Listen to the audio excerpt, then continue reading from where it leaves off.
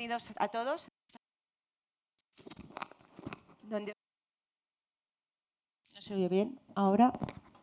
Donde procedemos a compartir los próximos 45 minutos con expertos del sector.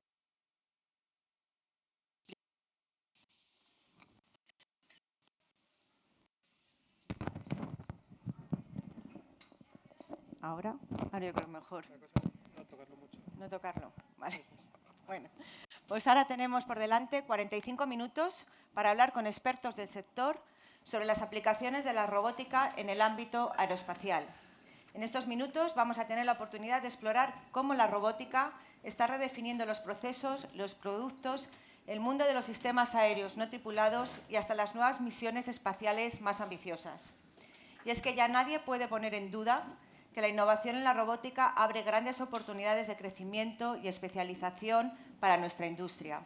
Sus avances también impactan directamente a las carreras de formación y universitaria profesional con un futuro prometedor, y donde los jóvenes, vosotros, seréis los protagonistas en unos años de desarrollar y aplicar estas tecnologías para disponer de las mejores soluciones que respondan a una industria en cambio, porque estamos ahora mismo en un mundo en cambio. Pues bien, para esto tenemos la suerte de contar hoy en esta mesa con grandes especialistas que nos guiarán con esta experiencia tecnológica.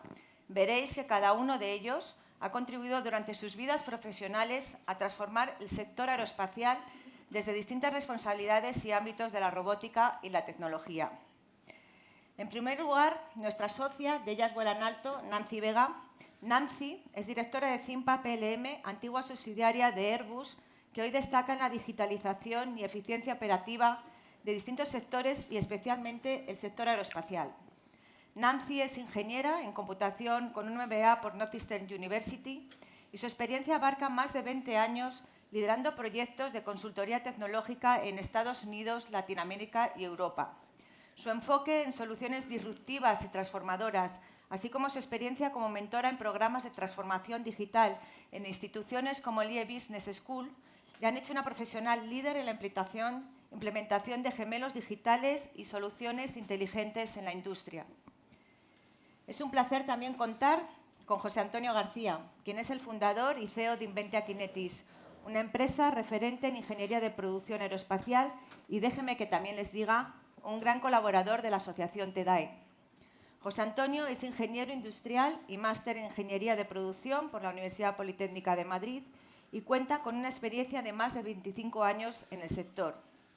Ha liderado iniciativas de I+D+I para integrar medios automáticos y semiautomáticos en la fabricación de elementos de vuelo. Ha contribuido también de manera esencial a la evolución de la tecnología en nuestra industria. Y además desempeña en la actualidad el rol de vicepresidente ejecutivo en el recientemente creado Getafe Aerospace Network, lo que refuerza su compromiso con el desarrollo del ecosistema aeroespacial en España. Damos también la bienvenida a Enrique Casado. Enrique es responsable en Boeing de liderar la investigación y el desarrollo de soluciones digitales para la aviación. Enrique es doctor en Aeronáutica e Ingeniería Aeroespacial por la Universidad de Glasgow y gracias a su aportación en la gestión avanzada del tráfico aéreo en situaciones de incertidumbre, fue reconocido como el científico del año por SESAR en 2014.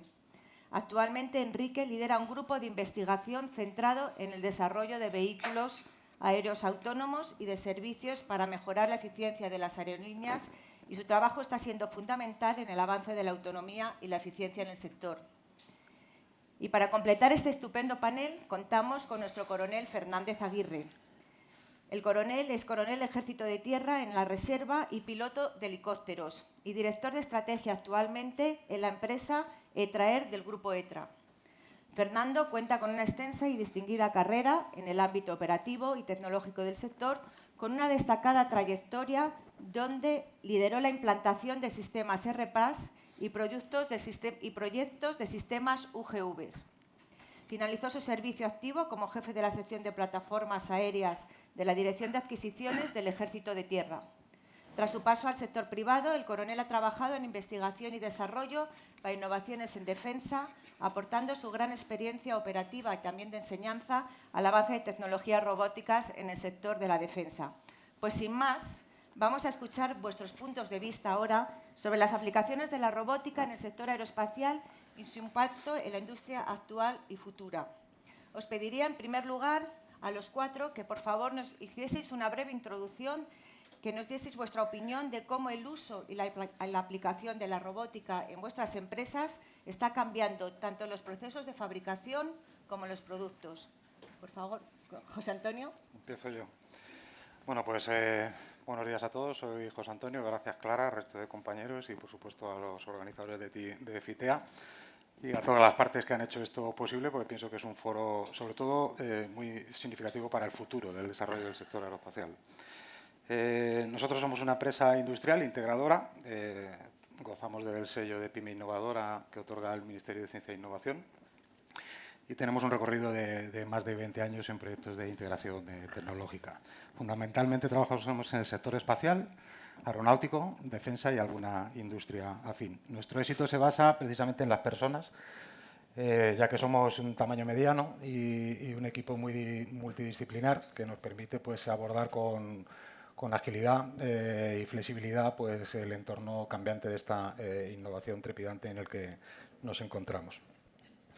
Nuestro campo de especialización es en la automatización avanzada, tanto con el desarrollo y aplicación de máquinas especiales como las líneas de producción. Tenemos experiencia en desarrollar hardware como producto final o componentes o subsistemas, o bien las máquinas que producen y asemblan y ensayan esos componentes, ¿no?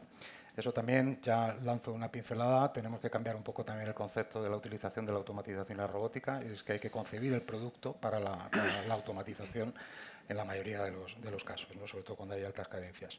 Al final, las máquinas cada vez son más complejas, son sistemas de sistemas interconectados entre sí, que comunican a su vez a tiempo real con otros sistemas. Y bueno, luego pues veremos un poco aplicaciones concretas, ¿no? Nosotros en Invente pues tenemos la suerte de que, también aprovecho gracias a decir a la Administración que está impulsando la innovación y el I+D en las pymes, pues estamos participando en varios proyectos precisamente de la aplicación de máquinas complejas, integrando máquinas con robots y con algoritmos pues, de inteligencia artificial y aplicaciones muy especiales, ¿no? Y bueno, pues destacar la formación continua que se precisa, que ya no estamos ante los sistemas mecatrónicos que conocíamos de antes, sino que estamos ante la integración de todo tipo de dispositivos, mecánicos, eléctricos, electrónicos, ópticos y de toda clase, ¿no?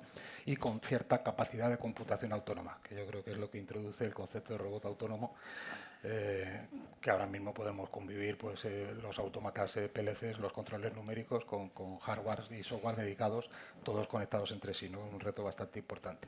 Y también destacar que esto no es posible si no es un poco con la colaboración de centros tecnológicos y universidades de la mano, ¿no? Las grandes empresas, los centros tecnológicos y las universidades pues, son los que nos están permitiendo un poco pues, también a las pymes tecnológicas pues, aportar nuestro desarrollo en este sentido, que se requiere mucha agilidad y flexibilidad.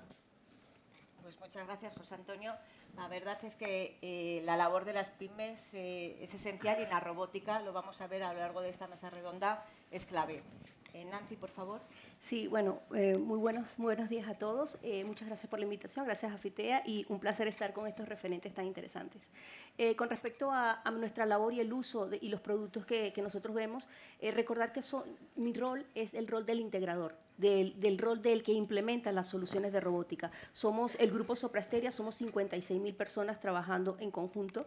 En la vertical aeroespacial son aproximadamente 6.000 personas que trabajamos de forma orquestada en los diferentes países y hemos comprado una nueva empresa que se dedica solamente al sector espacio, lo cual son 1.100 personas más que se unen al ecosistema que tenemos.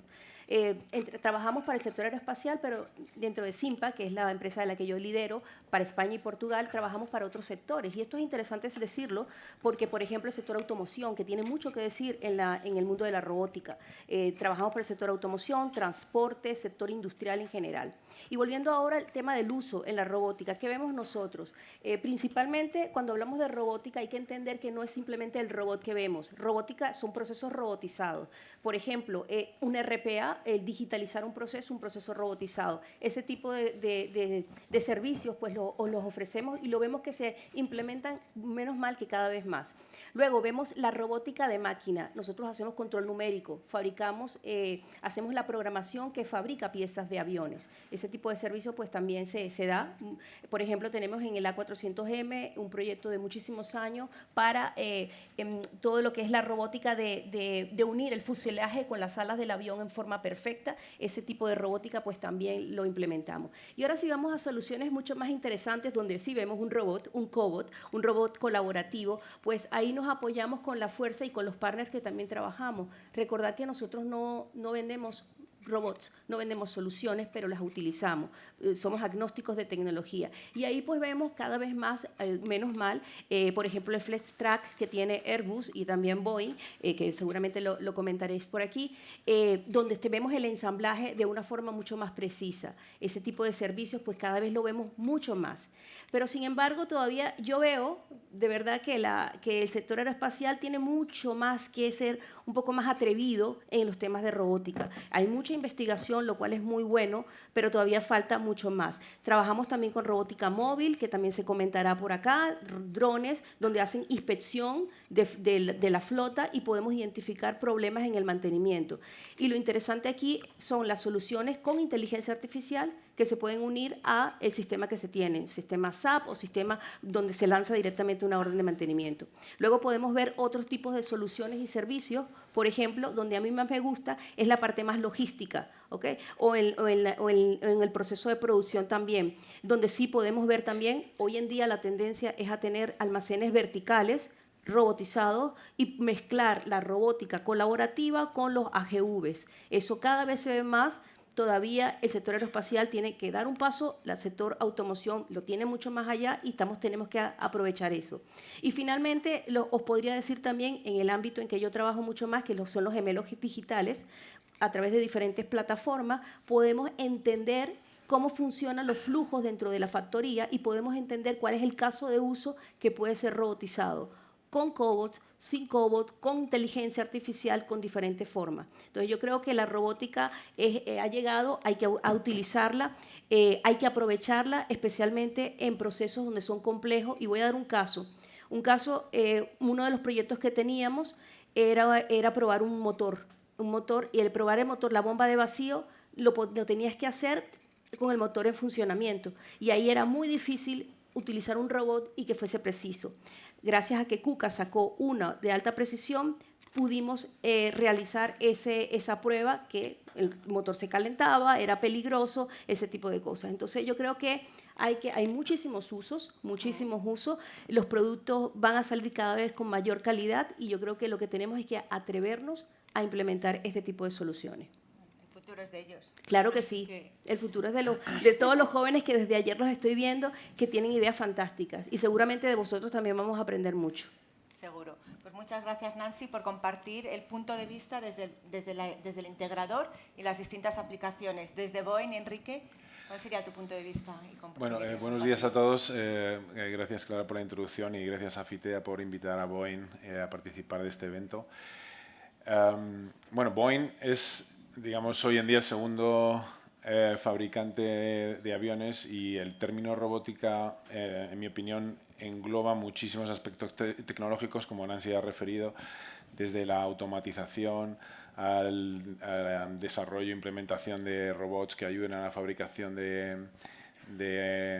no solo de las aeronaves, sino de sistemas y subsistemas en el proceso global de fabricación de un avión. Pero también es muy importante entender la robótica como un capacitador que permite digitalizar procesos y facilitar el acercamiento del humano de diferente manera a problemas muy complejos que antes se tardaba mucho en resolver y que eran muy complicados de resolver. Ahora, gracias a ciertos robots digitales, no físicos, sino más bien basados en software, es posible intentar resolver problemas que antes pues, no eran tan fáciles de resolver. Por ejemplo, y es algo que bueno, iba a explicar luego, pero el tema del taladrado. El taladrado es uno de los problemas, digamos, no voy a decir más críticos, pero más relevantes a la hora de ensamblar una aeronave y se hace de manera manual en la mayor parte de los casos. Hoy en día están evolucionando los procesos para hacer taladrado automático ya desde hace mucho tiempo, ¿no?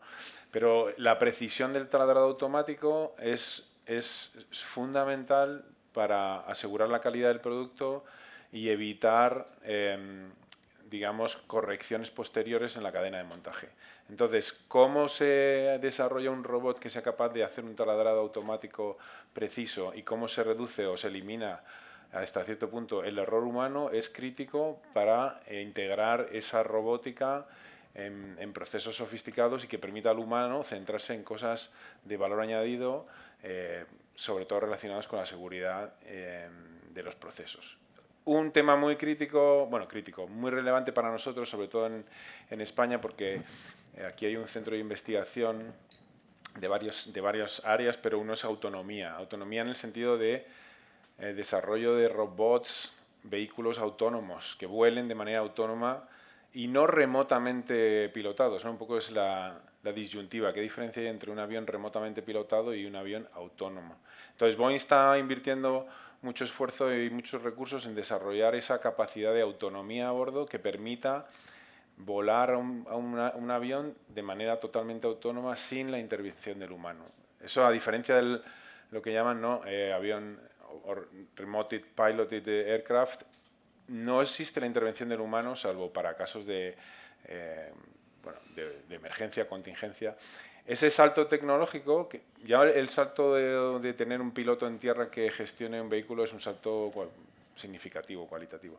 Pero el siguiente salto es que el avión sea totalmente autónomo. Y eso, que es un aspecto, o que toca varios aspectos relacionados con la robótica, es hoy en día uno de las áreas de investigación que Boeing quiere potenciar para el futuro. Y no solo para el desarrollo de vehículos pequeños, UAVs en el sector defensa, o medianos air taxis para el futuro, lo que se llama movilidad aérea avanzada, ¿no?, el futuro espacio aéreo que se prevé tener en las ciudades o en metrópolis muy grandes, sino para en un futuro reducir lo que se llama el número de pilotos a bordo y eventualmente reducir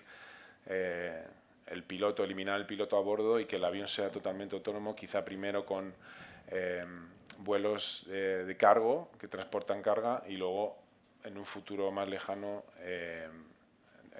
en aviones de pasajeros. Pero un poco la estrategia es evolucionar y aprovechar todo tipo de tecnologías relacionadas con la robótica y la autonomía, la automatización, para desarrollar capacidades a bordo que permitan evolucionar lo que hoy vemos como la aviación tradicional hacia una aviación totalmente autónoma. Y es un poco la estrategia en este área que Boeing quiere seguir en los próximos años. Muchas gracias, Enrique, y seguro que en la segunda parte ampliaremos esos desafíos que tenemos por delante en la robótica. Y Coronel, es una suerte de contar con él, porque él, con su experiencia en la parte operativa y luego también en la parte como empresa, ¿cuál es tu punto de vista sobre las aplicaciones de la robótica y cómo está transformando todos los procedimientos y procesos? Bueno, pues la está transformando completamente el mundo aeronáutico, la aparición de la robótica aérea. Cuando hablo de robótica aérea, y teniendo en cuenta que mi experiencia personal parte de toda la parte operativa del empleo de espacio aéreo para cumplir misiones del tipo que sea, y que estoy ahora mismo en una compañía que fabrica drones, es decir, fabrica robots aéreos, pues tal como yo lo veo es que el robot aéreo, el dron, la aeronave no tripulada o la aeronave que volará de forma automática es el futuro de la aeronáutica, ¿vale? Nosotros nos hemos sumado a ese proyecto. Nosotros, SETRAIR, somos un ejemplo de lo que es la nueva industria aeronáutica, que luego, si tengo oportunidad, desarrollaré un poco más esa idea, porque además somos una compañía que hace drones, pero que pertenece a un grupo empresarial que no tenía ninguna relación con el mundo aeronáutico.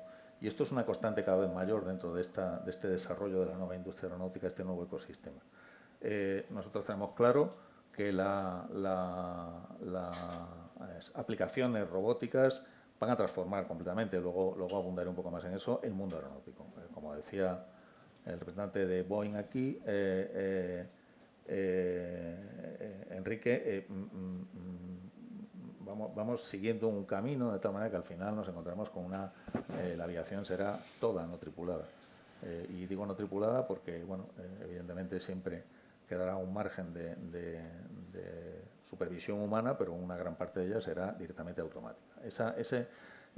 Con lo cual, nosotros, a la vista de esto, y habiendo empezado a hacer plataformas y a hacer los desarrollos aeronáuticos de las plataformas, y esto es importante entender, porque este mundo de los drones ha sido un mundo un poco como del salvaje oeste, ¿no? Empezó con todo el mundo hacía plataformas, todo el mundo hacía cosas y había muy poca seriedad aeronáutica, muy poca seriedad en los diseños y muy poca seriedad. Nosotros creemos que ya ese tiempo de infancia ha pasado, ahora estamos empezando a encontrar compañías cada vez más maduras, nosotros nos sumamos a hacer drones cada vez más serios desde el punto de vista aeronáutico, y no solo drones, sino que además, como el mundo del dron está empezando a aprovecharse de un montón de tecnologías habilitadoras, como son conectividad 5G, que permiten muy baja latencia y, por lo tanto, manejar drones a muchísima distancia o hacerlo de forma directamente automática, nidos donde poder acoger drones que se puedan desplegar en cualquier momento y en función de muchísimas cosas, cargas de pago infinitas que hay para 1.000 millones de aplicaciones, 1.000 millones es un poco exagerado, pero bueno, 1.000 aplicaciones diferentes de la robótica aérea, como son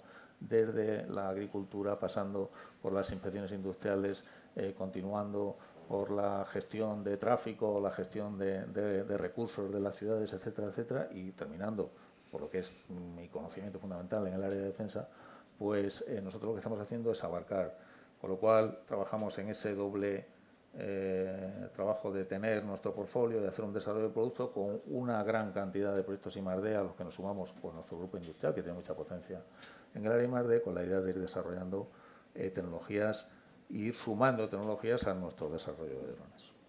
Pues muchas gracias, coronel. Y muy interesante también la aportación desde Extraer. Bueno, pues para ampliar ahora la visión sobre la evolución de la robótica en el sector aeroespacial y los retos y las oportunidades actuales, me gustaría ahora explorar tanto los avances tecnológicos que han transformado esta industria como los desafíos a los que se enfrenta para incorporar estas soluciones de forma efectiva en sus operaciones diarias. Por ello, José Antonio, voy a empezar contigo y te voy a preguntar, bajo la experiencia de Inventia Kinetis, ¿cómo ha evolucionado el concepto de robot en las últimas décadas y cómo crees que seguirá haciéndolo en el contexto aeroespacial? Esta pregunta para mí es muy bonita. Creo que tenemos que ir reduciendo porque a lo mejor nos vamos a extender, pero sobre todo a los más jóvenes sí quiero dar unas pinceladas de ese recorrido histórico e invitarlos, no solo a los tan jóvenes, porque el concepto de robot es atractivo, echar un poco para atrás esa vista, ¿no? Y luego intentar, pues que sí me interesa mucho, además por alusión a lo que ha comentado Enrique, de aplicaciones específicas de cómo el sector, en este caso el aeronáutico, lo está aplicando o el espacial. El concepto ha evolucionado muchísimo. Para mí es una máquina con cierta capacidad de hacer algo por sí mismo o con poca ayuda, que eso desde la antigua Grecia ya había máquinas, estamos en la antigua Grecia. El primer visionario, yo creo que, según está escrito, pues pudo ser Leonardo da Vinci, ya por el siglo XV, que hizo el automa Cavalieri, me parece que lo llamó, echar para atrás en el siglo XV. El concepto como tal es del checo Karel Čapek de los años 20, ¿vale? Ya estamos aquí antes de ayer, los años 20, o sea, hemos estado toda una vida sin hacer nada con robots, ¿no? Y en los años 20 hasta los años 40 la palabra robótica la acuñó, parece también sorprendente, Isaac Asimov, ¿vale? que dijo las leyes de la robótica y que todavía os llamo más la atención que todas las leyes, que eran tres, que parecían como las tres leyes de Newton, pues al final era toda para concatenar a la siguiente de la protección del ser humano, ¿no? Es decir, ahora mismo ese concepto, si protegemos al ser humano y el planeta y todo lo demás, pues no nos hemos desviado y estamos ya en 1940. 100 años desde que apareció y si miramos por el retrovisor, cada 5, yo tengo pues 25, casi 30 años de experiencia, pues cada 5, hace 5, hace 10, hace 15 o hace 20, solo en esos 4 saltos el salto es vertiginoso, ¿vale? Es una aceleración exponencial, ¿no? Y yo creo que la causa raíz, pues esa miniaturización de la electrónica, esa capacidad de computación embarcada y esa capacidad de que esos engendros hagan cosas de forma autónoma, pues es lo que el concepto de robot se va a multiplicar y expandir, pues como estamos hablando, ¿no? ¿Qué es un robot? Pues si le preguntas a un niño, yo siempre pues, pregunto a un niño, y si es de los 70, pues antes de los 70 no habría oído la palabra robot posiblemente en su vida. A los 70, o adentrados en los 70, diría que es Mazinger Z, a los cuales yo me incluyo, ¿vale? Poco después, R2D2 y C3PO, cuando encima C3PO es un humanoide, cuando ahora mismo está perfectamente en boga, que si vamos a ser capaces de diferenciar un humanoide de un humano, ¿no? Bueno, en cualquier caso, la velocidad es vertiginosa y ya han comentado los bots. Un bot es un robot, está sustituyendo a un humano en hacer algo, un RPA, un proceso, no voy a ir a ahondar por ahí, ¿no? Ya lo ha dicho mi compañera Nancy. Al final han redefinido la definición en la RAE, creo que se han quedado cortos. Si vais, veréis que pone máquina o ingenio electrónico, ¿vale? Es decir, porque claro, antes ya ingenio electrónico es un bot, ¿vale? Entonces, para mí es apasionante lo que acaba de empezar, ¿no? Es decir, gracias a esa capacidad de computación y a la inteligencia artificial, pues podemos ver cobots con robots, con plataformas móviles, con lo que son los AMRs, trabajando en colaboración y todo en tiempo real, extremadamente sensorizados y bueno, y eso es lo que abre un nuevo un universo de posibilidades, ¿no? El sector aeronáutico, para aterrizarlo, como dice Enrique, es decir, ya existen esas máquinas y llevamos esos 20 años ya viendo máquinas, pero es que hay que darle una vuelta de tuerca a la propia fabricación de los componentes.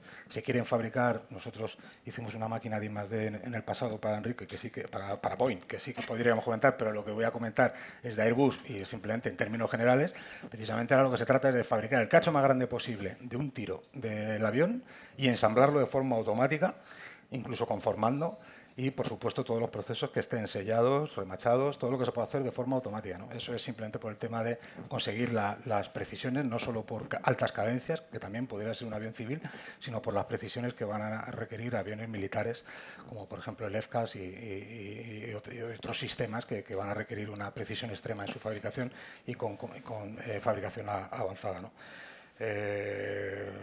Si alguien tiene alguna curiosidad de algún proyecto, pues podemos hablar luego para no citar más cosas. Bueno, Hasta ahí. pues Antonio, yo creo que ha sido tu intervención muy interesante y desde luego nos has presentado un futuro muy prometedor para todos ellos que tenemos aquí. Hay muchísima gente joven, así que ellos serán los protagonistas, como hemos dicho al principio. Y Nancy, tú como experta en liderar proyectos de digitalización en CIMPA, ¿cuáles dirías que son los mayores retos y barreras que enfrentamos para implementar soluciones robóticas en el sector? Bueno, a ver, cuando se nos presenta un proyecto de robótica, no os imagináis la alegría que nos da. Eso para empezar. Pero la alegría nuestra y la alegría del cliente, que finalmente le han aprobado un proyecto de robótica, porque estos proyectos cuestan lo que cuestan en algunos casos. Pero lo cierto es que cuando se llega allí, lo primero que tenemos que entender es el caso de uso. El caso de uso, ¿para qué estamos implementando una solución robótica? ¿Cuál es el alcance de esa solución robótica? Y esa, a su vez, es una barrera que tenemos. O sea, si no está bien dimensionado ese proyecto de robótica, pues a veces no va al éxito que se quiere o en el tiempo que se quiere. Otra de las cosas que encontramos allí es la arquitectura que se tiene, ¿ok? La arquitectura que se tiene cuando tú implementas una solución robótica. Tienes que ver el entorno de sistemas que ya tiene esa compañía, porque tú tienes que conectar ese robot con algo, con el PLC, con los SCADA, con la infraestructura que tiene. Y hacer un estudio de la arquitectura industrial es un paso previo a implementar cualquiera de estas soluciones. Esa es otra barrera que se puede encontrar. La tercera barrera es las personas. ¿Por qué? Porque entonces hay rechazo, porque van a implementar, está bien vendido el proyecto internamente, tiene buen sponsor, hay resistencia al cambio de utilizar eso, cambiar ese proceso por otro, allí también existen ese tipo de problemas. Luego es el coste por sí, el coste y las certificaciones de los productos, que si el robot tiene que estar certificado o los procesos o las personas tienen que estar certificadas en las salas blancas, etcétera, todo eso son barreras para llevar a cabo un proyecto con éxito, un proyecto de robótica con éxito. Y los retos que tenemos, pues pueden ser varios. Por ejemplo, que los robots sean precisos, como dije, porque si tú utilizas un robot que no es preciso, pues ahí puedes quedarte eternamente probando. La consultora tiene un problema y el cliente también tiene un problema. Entonces, eso también tenemos que manejarlo. La energía que requieren estos robots para operar o los ambientes en que el robot se mueve. O sea, hay muchas cosas que hay que considerar al momento de implementar una solución robótica. Sin embargo, el beneficio es muy grande también. Entonces, hay que sopesar eso y venderlo muy bien internamente. Pues seguiremos trabajando en la robótica. Para Boeing, Enrique, ¿cuál es el uso y explotación de la robótica en una empresa fabricante como es Boeing? Bueno, yo intentaría resumir, digamos, en 3 líneas de actuación. Hemos hablado de fabricación, ensamblaje. Eso parece obvio, ¿no? Como pues, robots en el sentido más hardware de la palabra, ¿no? En el sentido de una máquina que ayuda al humano a hacer cosas. Va a facilitar no solo hacer más rápido un avión, sino hacerlo con más calidad, ¿no? Eso es algo que, por ejemplo, aquí en España nosotros no tenemos proyectos relacionados, porque nuestro centro de investigación y desarrollo está más enfocado en otras tecnologías, pero sí en las otras dos áreas que me gustaría enfocar o resaltar, que son asistentes digitales, que está relacionado un poco con los bots, ¿no? Es software que ayuda al humano a tomar decisiones mejores y más rápido, que puede ser bien en la línea de montaje, al operario le ayuda pues, a entender qué procesos van detrás de los anteriores y cómo optimizar el tiempo dentro de una cadena de montaje global. Nosotros aquí en Madrid estamos trabajando en un proyecto europeo que se centra en el desarrollo de un asistente digital para el piloto. Y esto pues tiene una visión de, bueno, es un concepto operacional que se llama Single Pilot Operations o Reduced Crew Operations, que ya os mencionaba antes, ¿no? Que es la idea de reducir, al menos en un primer paso, al copiloto del avión, ¿no? Y para eso necesitas que mucha de la información se le presente al piloto de manera eficiente y fácil de manejar, porque no va a tener otra persona al lado que le ayude. Entonces, hay diferentes aplicaciones y diferentes soluciones, pero la idea es un poco empezar a trabajar en ese asistente digital que esté a bordo, que facilite la toma de decisiones del piloto en casos de uso sencillos al principio y más adelante más complejos, incluyendo aterrizajes y despegues. Y cómo ese asistente digital puede facilitar, uno, la eficiencia operacional y dos, mantener o incluso aumentar la seguridad a bordo, ¿no? Porque muchas veces, y desgraciadamente es muy conocido, el error humano es uno de los factores más significativos en el caso de incidentes o accidentes. También otra línea de desarrollo, de implementación de la robótica en Boeing es, como ya os mencionaba antes, el desarrollo de vehículos autónomos. Y la clave es eso, autonomía. No, bueno, es un poco lo que decía el coronel, ¿no?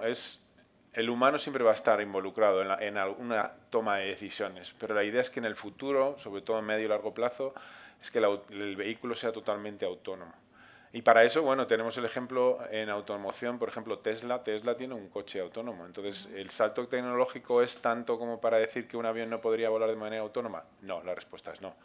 El tema es que en el sector aeronáutico los requisitos de seguridad y los requisitos de certificación son muy superiores, pero, por ejemplo, todos los sistemas de percepción, de lo que se llama Situational Awareness, pues ya están desarrollados. El gran reto para mí es la integración de sistemas, de subsistemas y cómo todos esos elementos se interconectan de manera segura y eficiente con una misión concreta. Entonces, hoy en día los aviones podrían volar de manera autónoma, casi seguro. El tema de hacerlo de manera integrada con otro tipo de tráfico en cualquier tipo de situaciones y gestionando cualquier tipo de contingencias es un poco el reto. Y en eso estamos trabajando. Tenemos aquí un grupo de investigación bastante amplio que trabaja en la gestión el desarrollo de tecnologías de autonomía a bordo y en la integración de las operaciones de futuros aviones autónomos en el contexto de aviación comercial actual y futura. Y bueno, pues creemos que en el medio corto plazo sí sería un poco factible empezar a integrar este tipo de soluciones en aviones comerciales incluso, aunque el primer paso sea, por supuesto, vehículos pequeños, UAVs o eVTOLs. Muchas gracias, Enrique. Y, coronel, con tu experiencia como piloto de helicópteros y desde una perspectiva operacional, ¿cómo consideras que la robótica está transformando las operaciones aéreas y cuáles ves como las principales tendencias futuras en el uso de los robots aéreos? Pues las está revolucionando directamente, o sea, no es que las esté cambiando, es que la llegada del dron, que es un recién llegado, prácticamente desde el año, vamos a poner una fecha, del año 2000 hasta ahora, han pasado 24, 25 años desde que el dron empezó a hacer una aparición seria, ¿no? Una aparición anecdótica, ¿no? Dentro del mundo aeronáutico. Yo empecé a volar en el año 64, o sea que tengo una visión muy amplia de lo que ha sido todo el desarrollo de las operaciones aeronáuticas desde que volábamos helicópteros que también eran recién llegados prácticamente cuando yo empecé a volar, a ver ahora el ámbito de los drones, pues me estoy dando cuenta y me di cuenta en su momento y por eso me sumé. Si es un piloto que se suma a la aviación no tripulada, no, es una rareza prácticamente, no es una cosa muy normal, pero es que es lo que había que querer y era lo que había que impulsar porque era el futuro. Ahora mismo estamos en un momento en el que los drones, como digo, o los drones o los sistemas no tripulados van a revolucionar el mundo aeronáutico. Los estamos viendo cómo ya ocupan un espacio enorme, han tenido un efecto inicial de democratización de empleo del espacio aéreo, hemos multiplicado por 1000 el número de usuarios profesionales que están utilizando el espacio aéreo y ahora estamos viendo cómo poco a poco va permeando el resto del mundo aeronáutico y estamos viendo cosas como, por ejemplo, el desarrollo de taxis aéreos, estamos viendo cómo en el ámbito de defensa estamos hablando del managed and managed team, de tal manera que lo que pensamos en un futuro es que un caza, por ejemplo, un avión de caza pueda manejar una flota de drones para cumplir su misión mejor y tener más posibilidades. Estamos viendo cómo ocupan nichos que estaban sin explotar, como por ejemplo la estratosfera, y vemos como los HAPS, que no dejan de ser robots aéreos que funcionan de forma autónoma o remotamente tripulados, están empezando a ocupar ese espacio intermedio, facilitando el acceso al espacio, a la atmósfera superior y de alguna manera suplantando como pseudosatélites, que como se llaman, la labor de los satélites y abaratando muchísimo ese tipo de costes. Y esto no ha hecho más que empezar. Esto va a seguir como una marea hasta que prácticamente, sin duda ninguna, toda la aviación será no tripulada. Como dice Enrique, empezaremos ya sabemos todo lo que estamos viendo ahora, pero empezaremos por los vuelos de cargo, que serán totalmente no tripulados y con toda seguridad, cuando la regulación lo permita y las tecnologías, yo creo que las tecnologías ya lo permiten, pero es verdad que, como dice él, el mundo aeronáutico es un mundo que se ha basado siempre en una seguridad extrema, ¿no? Entonces hay que tener las tecnologías muy depuradas, que funcionen muy bien, antes de ponerla en funcionamiento de manera autónoma, ¿no? Pero al final lo irá desplazando y quedará algún nicho, los vuelos de pasajeros, donde a lo mejor los pasajeros que se van a subir a un avión, lo de subirse a un avión no tripulado, pues igual les cuesta un poco de trabajo, aunque vamos a ver en breve trenes de metro no tripulados en el metro de Madrid, ¿no? Entonces esto será una cuestión que con las nuevas generaciones, que estarán más acostumbradas a estas cosas, se irá perdiendo el miedo a ir en un sistema no tripulado, y todo eso además llevará a una gestión de espacio aéreo pues mucho más automatizada. O sea, no puedo imaginar cuando esto pegue un boom y tengamos miles de aeronaves volando a la vez, la gestión de espacio aéreo no va a poder ser puramente humana. O sea, va a tener que hacer una gestión mucho más automatizada, con estas tecnologías habilitadoras que están apoyando el desarrollo de la robótica, como la inteligencia artificial, las tecnologías de comunicación Future G, le llamo así, son 5G, 6G, etcétera, etcétera, el edge computing, que nos permita hacer un procesado de los datos que estamos recibiendo con mucha más rapidez, etcétera, etcétera, y al final, cuando tengamos ese ecosistema, veremos cómo pues prácticamente habremos transformado, y no en muchos años, todo el mundo aeronáutico en un mundo completamente robotizado. Así es como yo lo veo. Apasionante.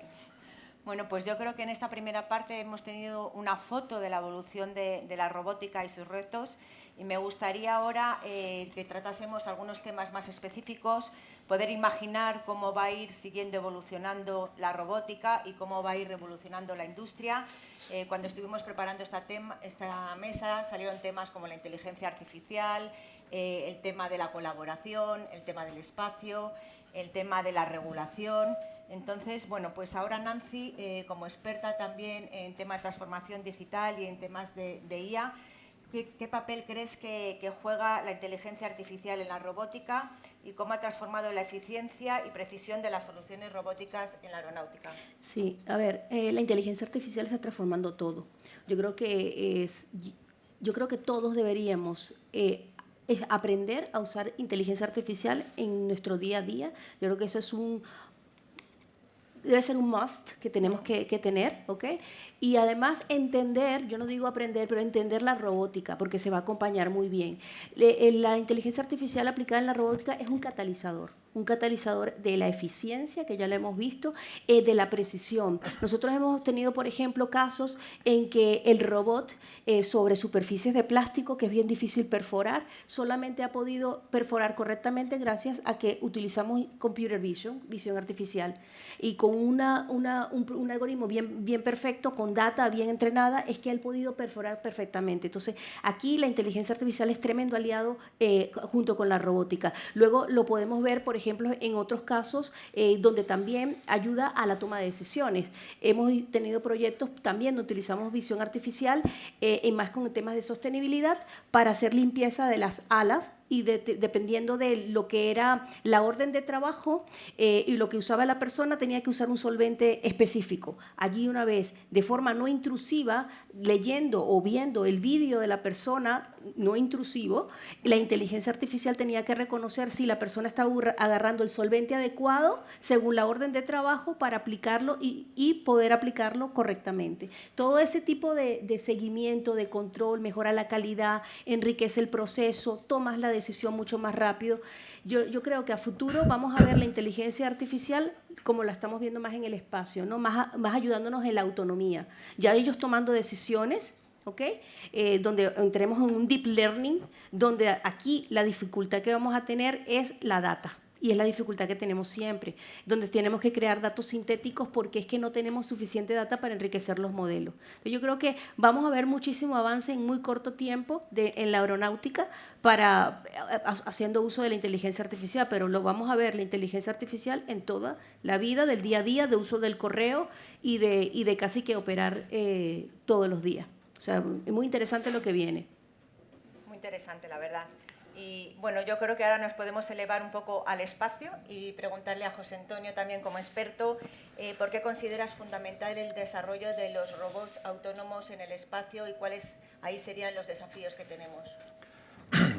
Bien, el desafío para mí ahora es resumir el tema de la aplicación de la robótica en el espacio en pocos minutos, pero lo voy a intentar.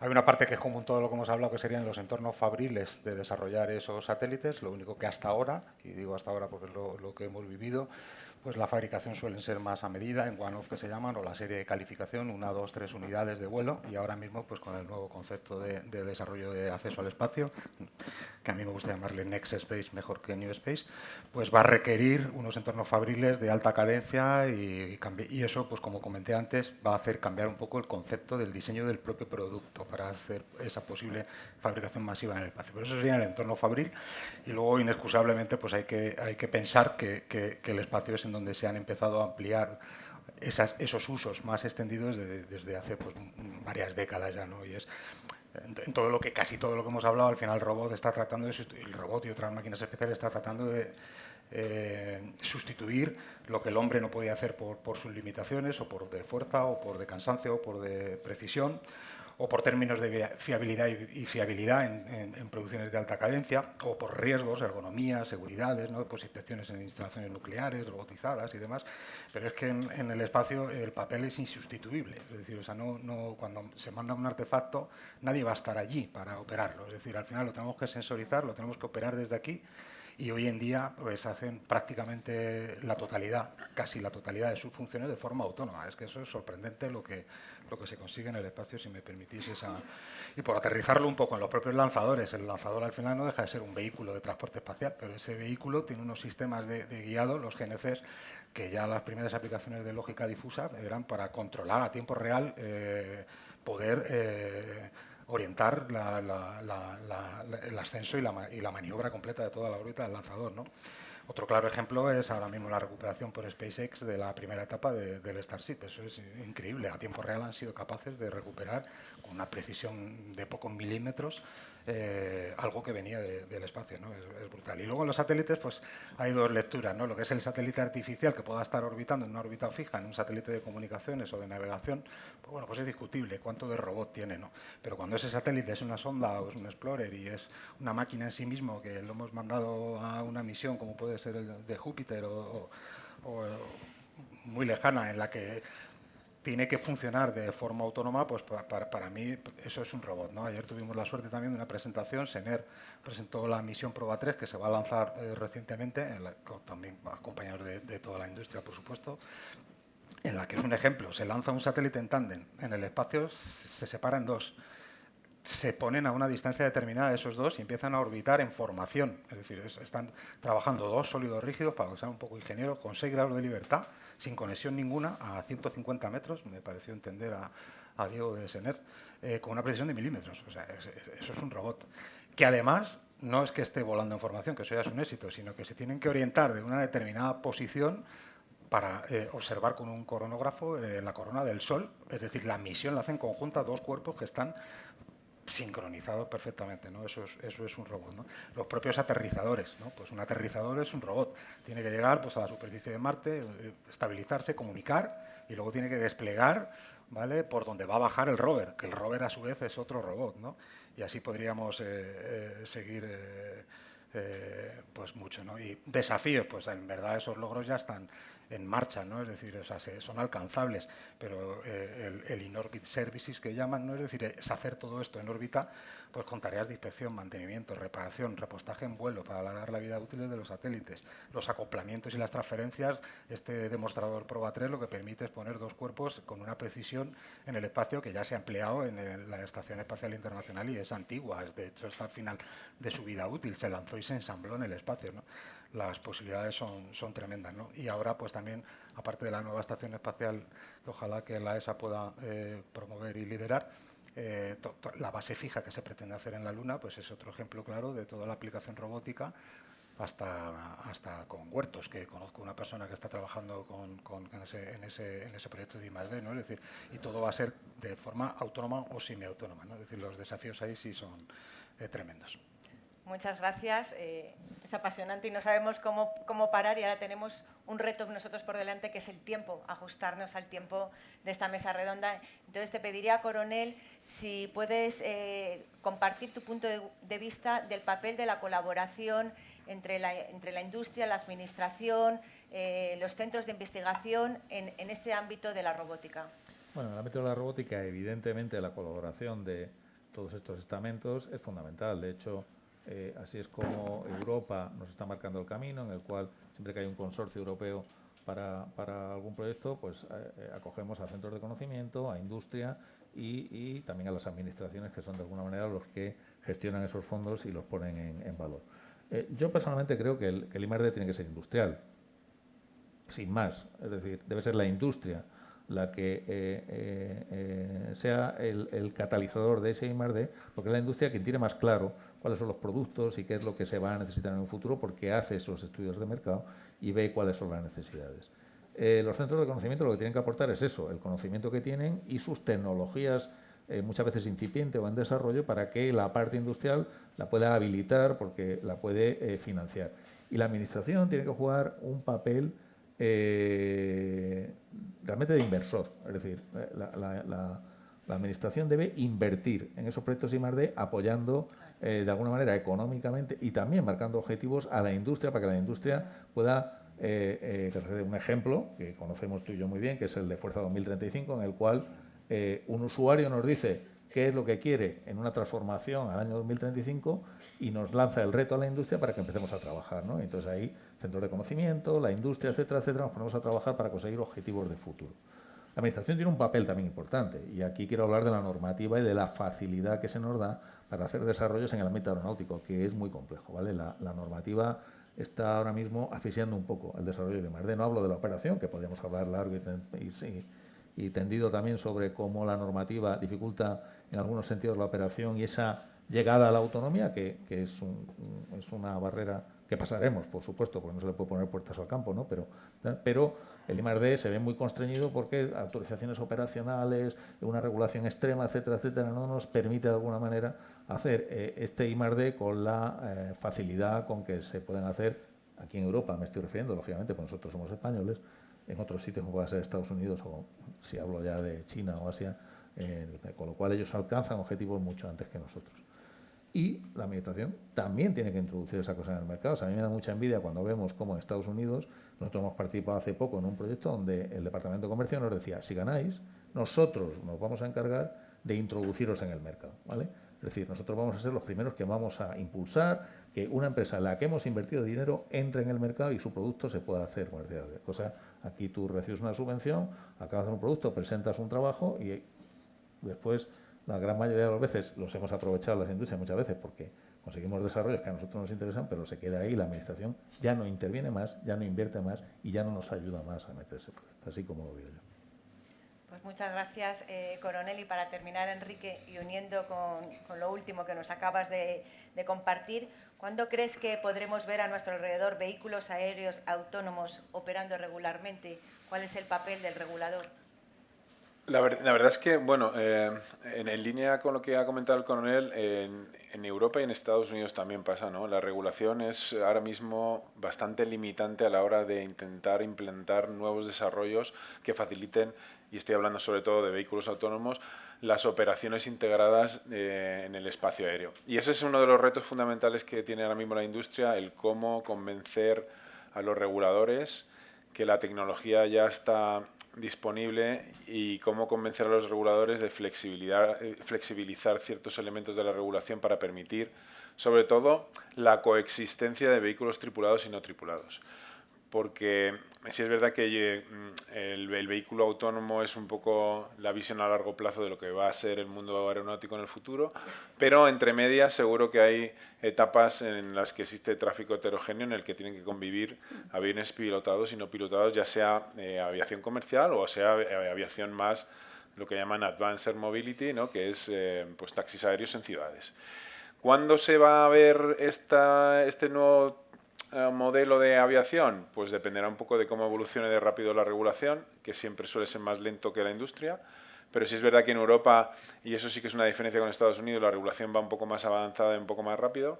Es verdad que el tema de tener vehículos autónomos y esa robotización de los vehículos requiere de nuevas reglas para volar, pues están las reglas visuales, las instrumentales, y ya se está discutiendo un nuevo concepto de lo que llaman Digital Flight Rules, que es un poco una evolución de las reglas instrumentales para permitir esa coexistencia de vehículos en los que no existe piloto.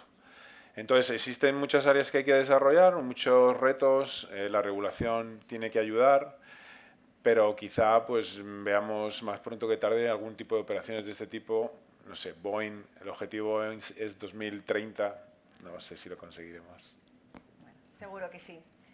Bueno, pues como veis el tema es apasionante y nos daría para tener 1, 2, 3 y no sé cuántas jornadas para hablar de la robótica, pero nos tenemos que ajustar a la agenda, ya me lo están avisando también que tenemos que cumplir con los tiempos, y como ellos son los protagonistas y hemos tenido unas intervenciones muy interesantes, sí que les pediría que por favor, a modo de titular, nos digan una idea, un resumen o un mensaje para que todos los que hemos podido participar en esta mesa redonda hoy nos quedemos con esa idea de lo que es la robótica para el sector aeroespacial. José Antonio. Si nos quedamos con que un robot a partir de ahora lo vamos a concebir como cualquier cosa, material o inmaterial, tenga la forma que tiene, o combinación mecánica o no, virtual o no, electrónica, y que pueda ser concebida como artefacto para resolver cualquier función de forma autónoma, tenemos un serio problema, y ahora lanzo yo 2 retos.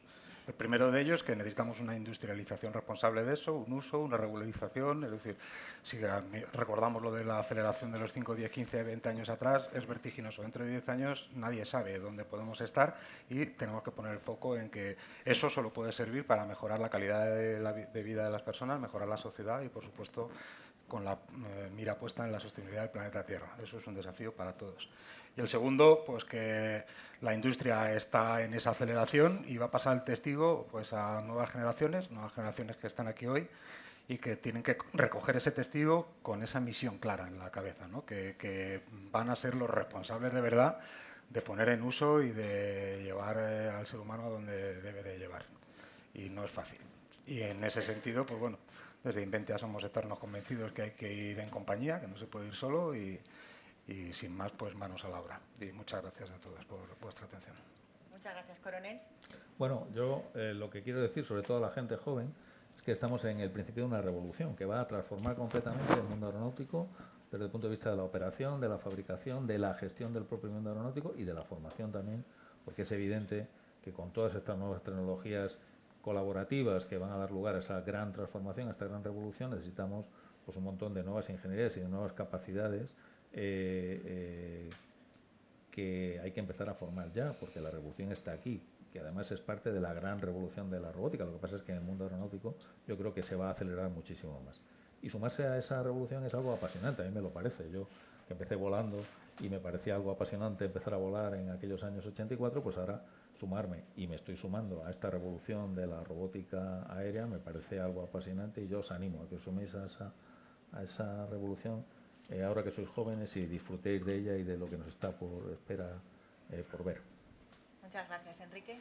Bueno, pues en línea con lo que ha dicho el coronel, es verdad que los retos tecnológicos son muy ambiciosos y la transformación de la industria aeroespacial en general va a ser muy significativa en los próximos años, pero sí es verdad que va a ser fundamentada o va a necesitar del talento de los individuos, y esta industria, en mi opinión, va a demandar muchísimo talento y muchísimas nuevas capacitaciones, no la tradicional ingeniería aeroespacial, sino el conocimiento por supuesto, en inteligencia artificial, pero en otros ámbitos y en campos del conocimiento que se integrarán de manera que facilitarán el desarrollo de tecnologías para ese futuro, en nuestro caso, de movilidad aérea autónoma.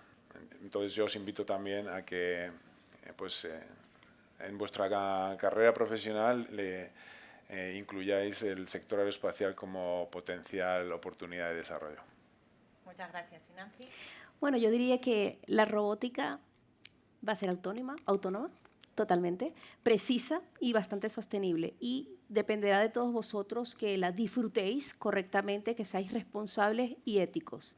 Pero por encima tenéis que ser muy, muy creativos, porque de eso va todo esto, de imaginarnos el futuro, ahora.